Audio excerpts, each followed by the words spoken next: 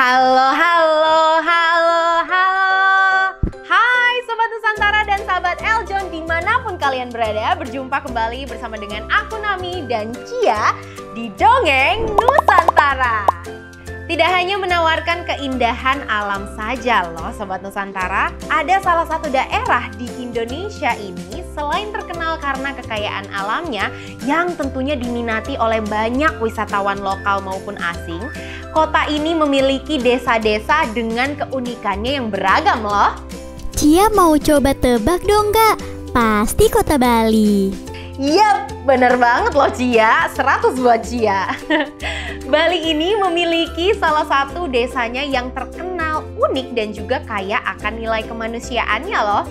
Yuk kita kenalan lebih dekat lagi dengan Desa Bengkala, yaitu desa yang didiami oleh masyarakat tunarungu dan juga tunawicara. Suatu wilayah desa yang terletak di Kecamatan Kubu Tambahan, Buleleng, Bali ini, masyarakat sekitar mengenalnya dengan Desa Bisu. Bengkala didiami 42 kepala keluarga yang 12 diantaranya merupakan penderita bisu dan tuli. Nah, hal ini tidak seperti wilayah Bali lainnya yang mayoritas memakai bahasa Inggris. Selain menggunakan bahasa Indonesia dan bahasa Bali, warga Desa Bengkala ini mempunyai bahasa yang tidak terucapkan alias bahasa isyarat.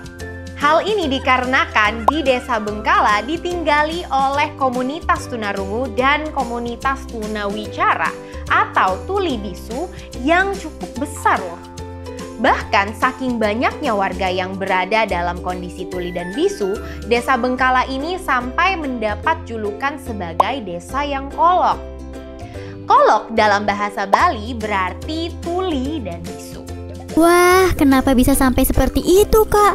Cia mau tahu sejarahnya dong Kak. Nah, Sobat Nusantara dan sahabat Eljon juga mau tahu kan bagaimana sih awal mula terbentuknya dari Desa Bengkala ini? Yuk simak sampai habis ya.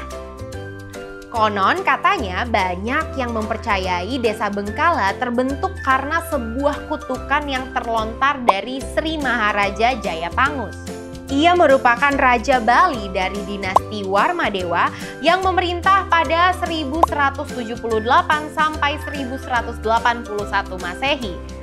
Dari prasasti Bengkala yang belum diketahui angka pastinya disebutkan bahwa masyarakat Desa Bengkala melakukan aksi mogok bicara dan juga mogok kerja sebagai bentuk perlawanan atas para petugas yang memungut pajak karena dianggap sewenang-wenang. Aksi warga desa inilah membuat kerajaan marah. Sampai pada akhirnya sang raja mengutuk Desa Bengkala dan juga warganya yang akan mengalami bisu hingga 1000 tahun lamanya.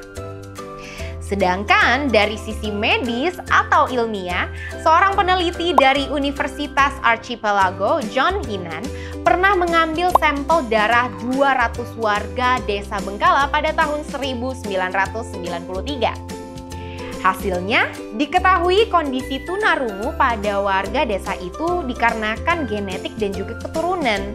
Dengan perincian 24 perempuan dan 20 laki-laki. Ada juga nih penelitian lainnya menyebutkan bahwa ditemukan adanya gen resesif DFNB3 yang membuat 1 dari 30 bayi mengalami kondisi bisu dan juga tuli. Tetapi warga setempat percaya bahwa kondisi warga kolok ini diakibatkan karena adanya kutukan masa lalu yang belum juga hilang. Meski demikian, warga kolok di Desa Bengkala tetap diterima dengan baik dan tidak dikucilkan. Bahkan di Desa Bengkala ini berdiri sekolah luar biasa yang khusus mengajarkan bahasa isyarat yang digunakan pada desa tersebut. Ada juga mitos-mitos lainnya yang banyak dipercaya. Di antaranya ada 2 kelompok dalam satu desa. Jadi satu kelompok ini menyembah dewa.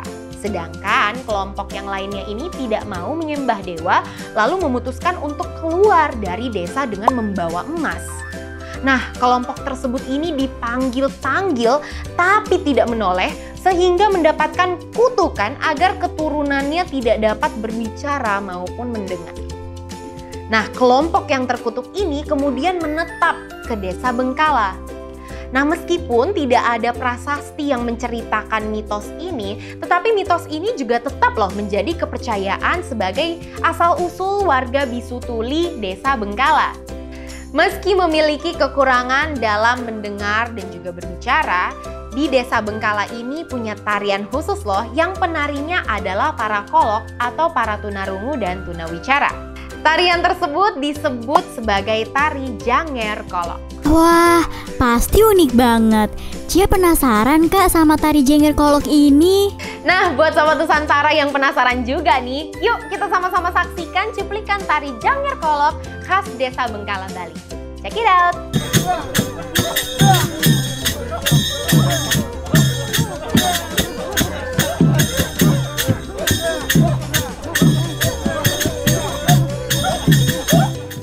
Nah, seperti inilah Sobat Nusantara dan Sobat Eljon.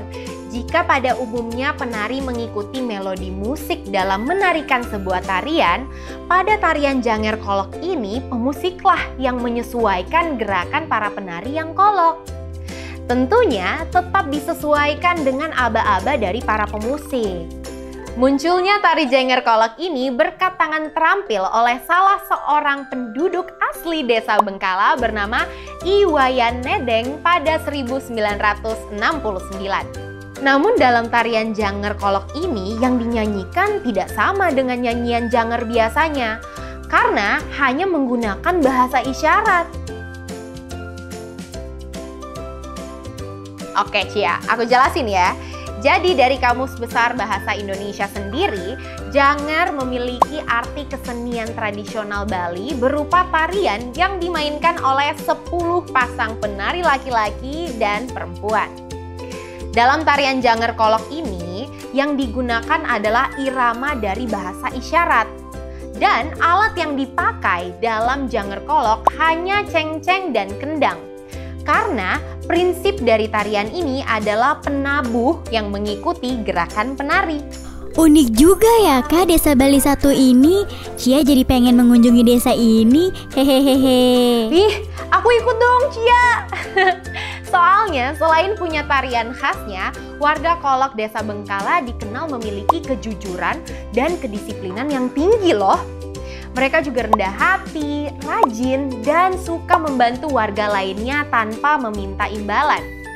Meskipun berbeda dengan warga normal lainnya, tetapi warga Kolok selalu siap sedia untuk menolong yang membutuhkan tanpa pamrih. Gimana nih Sobat Nusantara, tertarik juga nggak sih untuk berkunjung ke desa yang satu ini? Aku tertarik banget loh, Cia juga kan?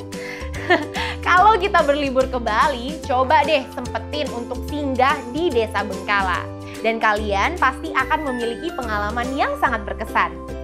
Nah, buat Sobat Nusantara yang pernah mengunjungi Desa Bengkala, coba tulis pengalaman kalian di kolom komentar ya. Aku sama Cia kepengen banget tahu gimana pengalaman kalian. Oke deh, kalau gitu aku dan Cia pamit undur diri dulu ya.